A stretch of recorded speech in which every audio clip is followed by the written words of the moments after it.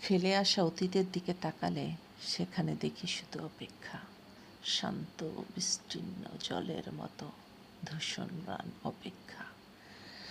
আজ জীবনের এতটা কাল পেরিয়ে গেছে, তবু অপেক্ষারা আমাকে আজও নিবিড়ভাবে আষ্টে পিষ্টে বেঁধে রেখেছে।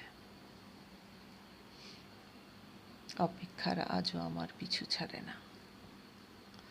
আজও মনে পড়ে সেই সোনালি শৈশবের কথা। শৈশবের কথা মনে হতেই চোখে ভেসে আসে এক স্বপ্নীল আশ্চর্য বিমুগ্ধকর পৃথিবীর ছবি। অজানাকে জানার আনন্দে আমি তখন হতাম বিস্ময়ে বিহ্বল।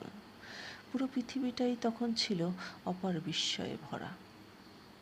সেই বিস্ময়ে ভরা পৃথিবীর তুলনায় আমি ছিলাম খুবই ছোট। তার জন্য দরকার তাড়াতাড়ি বড় হওয়া। যে করেই হোক পুরো পৃথিবীটাকে হাতের মুঠোয় পুড়তে আমাকে তখন তাড়াতাড়ি বড় হওয়ার ঘোর নেশায় পেয়ে বসল। আর শুরু হলো বড় হওয়ার জন্য অপেক্ষার পালা। আজ আমি অনেক বড় হয়েছি, অনেক বড়, কিন্তু শৈশবের সেই বিস্ময় ভরা পৃথিবীটা আজ আর নেই। হারিয়ে গেছে কবে সেই সুখমুখর বিস্ময়মুখর আশ্চর্য ভুবনটা। শৈশবের সেই পৃথিবীটাতে আর ফেরা যায় না। যৌবনে পদার্পণ করার পর সবার মতো আমারও মানুষ হওয়ার বিশ্রী নেশায় পেয়ে বসে। সে এক ঘোর নেশা।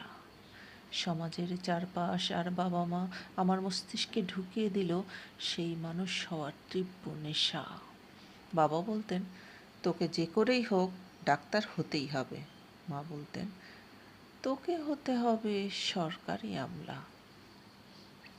একবার মানুষ হতে পারলে টাকা কড়ি আসবে, ক্ষমতা আসবে, সেই সাথে আসবে চারপাশের মানুষের প্রশংসা। শুরু হলো আমার নতুন অপেক্ষা, সমাজের গদবাঁধা মানুষ হওয়ার অপেক্ষা। মানুষ হওয়ার অপেক্ষায় বুঁদ হয়ে থাকতে থাকতে আমি বিসর্জন দিয়েছি আমার যৌবনের আগুন ছোঁয়া সোনালি সময়। বিসর্জন দিয়েছি যৌবনের অগ্নিস্নাত বাঁধভাঙা আনন্দ। শেষে কিছুই হতে পারেনি। হতে পারিনি ডাক্তার, হতে পারিনি কোনো আমলা।